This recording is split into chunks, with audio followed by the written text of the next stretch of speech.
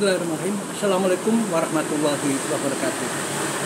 Jumpa dengan Tuan Guru Channel yang ikut serta dalam menaburkan nilai-nilai rahmatan lil alamin untuk membangun dunia yang aman, damai, sentosa, bersahabat, dan saling bersaudara antar umat manusia. Ukhuwah Basyariah. Bagi Anda yang belum subscribe, silakan subscribe, klik like and share agar manfaat dari konten ini dapat tersebar lebih luas. Klik tanda lonceng agar Anda mendapatkan notifikasi setiap kami mengupload video baru. Saudara sekalian, jumpa kembali dengan obrolan sersang. Obrolan yang serius tapi santai. Serius isinya, santai cara menyampaikannya. Obrolan sersan, bukan obrolan jenderal. Nah, saudara sekalian, kita akan mengobrolkan hal yang banyak dituntut oleh masyarakat melalui perwakilannya di DPR maupun DPRD pusat, DPR RI atau DPRD di daerah masing-masing.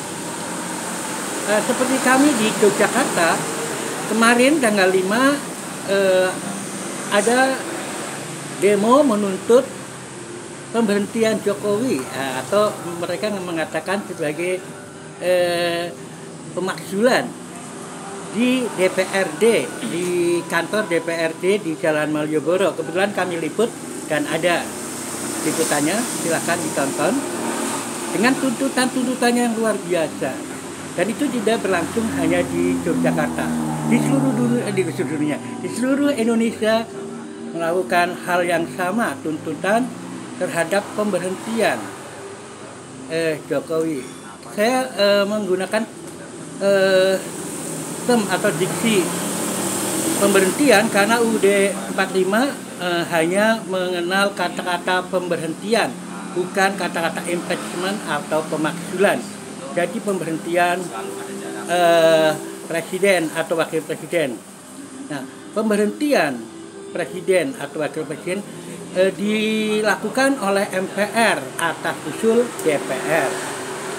Nah, sehingga harapan rakyat, mereka yang ingin memakzulkan atau mungkin memberhentikan Jokowi, tentu saja harus melalui DPR dan melalui nanti di MPR atau bergabung dengan DPD, karena di Indonesia menganut sistem bikameral ya. Bikameral, satu kamar adalah DPR, satu kamar adalah DPD, atau istilahnya kalau di luar itu ada Dewan Perwakilan, atau ada juga istilahnya adalah senator ya, senator. Nah, positifnya tuntutan rakyat ini nampaknya akan menjadi kenyataan karena dua-duanya sudah menggelinding ya. Jadi DPR sudah menggelindingkan hak angket. Nah, hak angket ini sebetulnya jumlah pengusulnya itu minimal cuma 25, dan dari lintas partai, artinya 2 partai juga cukup. Tapi ini ada 4 partai dan jumlahnya luar biasa, ratusan. Di samping itu,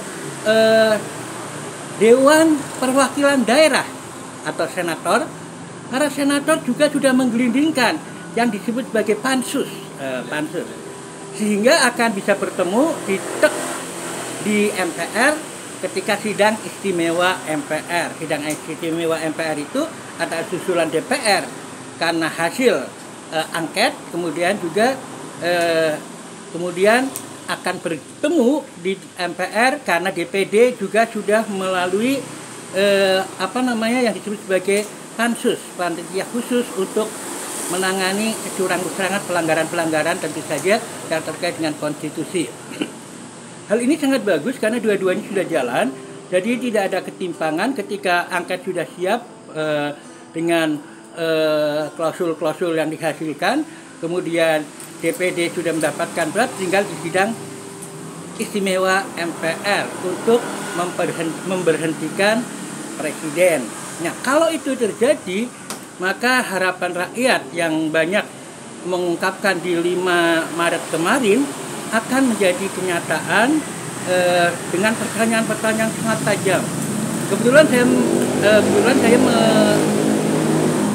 meliput di gedung DPRD DIY yang dilakukan oleh Aliansi Masyarakat Yogyakarta. Itu sungguh sangat tajam, apalagi yang dilakukan oleh para BEM, ya kan ada demo yang oleh BM, Badan Eksekutif Mahasiswa, juga ada oleh Aliansi Masyarakat Jogja. Dua hal ini memang terpisah, tapi hakikatnya adalah sama, hak angket dan pemakzulan atau pemberhentian. Nah, jika itu ketemu kemudian di MPR, di sidang istimewa MPR, maka dua-duanya sudah siap.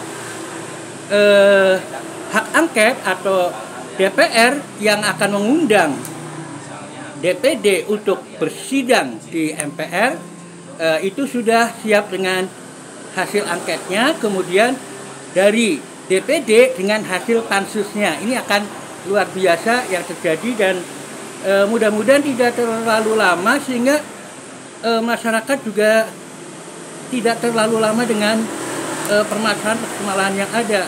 Rakyat itu sekarang harus menghadapi naiknya harga-harga sembako dan akan menghadapi puasa Idul Fitri, yang itu semua adalah sangat riskan ketika harus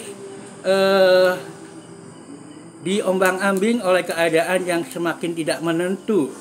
Nah, sekarang Sirekap nggak bisa menampilkan diagram. Sekarang Sirekap berhenti karena katanya banyak yang ketua PPK, ya, jadi ketua panitia pemilihan kecamatan banyak yang lari, padahal lagi ingin diselidiki penggelembungannya.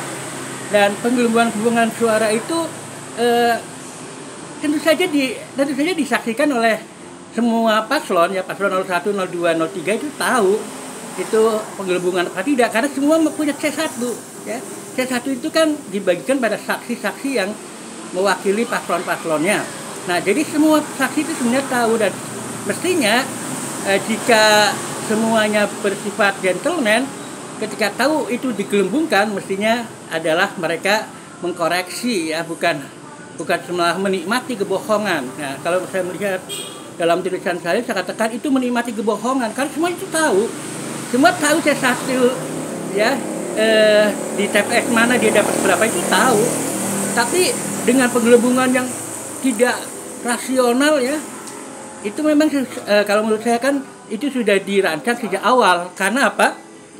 Anak SMP pun tahu kalau mau menjumlahkan adalah pakai, katakanlah paling gampang pakai Excel, tabulasi Excel, ini batasnya berapa, ini jumlahnya maksimal berapa, itu bisa, di situ tidak ada batas. Nah, kalau dibatasi 300 sesuai dengan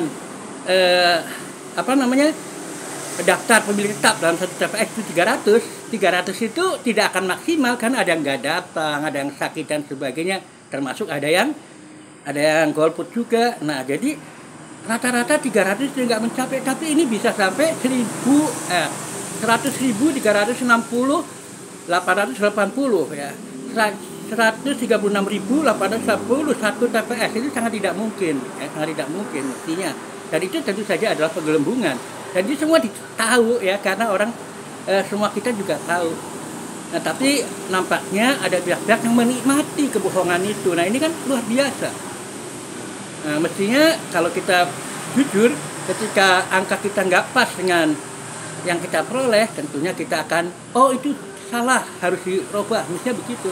Tapi yang mengoreksi masyarakat, mestinya paslon itu sendiri. Malu kan kalau mendapatkan bukan haknya. Nah, itu sebenarnya seperti itu. Jadi ada hal yang sinkron antara DPD dan DPR sebagai bikameral yang akan bertemu di MPR melalui sidang istimewanya. Sidang istimewa MPR bisa menghentikan presiden maupun wakil presiden ketika dia menyalahi atau melanggar undang-undang. melanggar konstitusi dasar terutama. Dan yang paling berat adalah, kalau dalam penilaian saya, yang paling berat pelanggaran dari pelaksanaan pemilu sekarang, presiden sekarang, adalah membocorkan data penduduk ya ke cloud Alibaba, dan tentu saja itu dikontrol oleh China. Dan kalau demikian itu adalah melanggar amanah konstitusi, yakni melindungi segenap bangsa Indonesia dan seluruh tumpah darah Indonesia. Dan itu dilanggar dengan menyajikan data ke cloud dari Alibaba maupun yang dikoneksikan ke China, dan bukti-bukti itu dibawa oleh ahli digital ya, digital forensiknya juga ada. Jadi ini hal yang paling berat, yakni melanggar atau berkhianat terhadap upaya melindungi segenap bangsa. Karena orang juga tahu yang namanya pembocoran data, bank kecil pun dilarang, ya kan? Karena banyak sekali kejadian tidak merasa berhutang, dia ditagih. Kemudian tentu saja dengan data-data yang ada itu bisa dibobol, ya, bisa disedot. Kalau bahasa masyarakat itu rekeningnya bisa disedot, karena di situ ada daftar ibu. Padahal ibu adalah kata kunci untuk membuka rekening. Nama ibu kandung, ya, misalnya adalah Iriana, ketik, keluar, buka. Nah, itu hal-hal itu sangat sensitif. Makanya menurut saya hal yang paling besar dari pelanggaran presiden saat ini adalah membocorkan data penduduk ke cloud ke Alibaba maupun ke China. Ini yang harus diperhatikan oleh rakyat, dan itu harus kita menuntut, karena suatu saat kita bisa ditagih dengan hutang yang tidak pernah kita lakukan. Itu banyak sudah terjadi, dan hati-hati dengan cara-cara China yang tega. Misalnya Nigeria diambil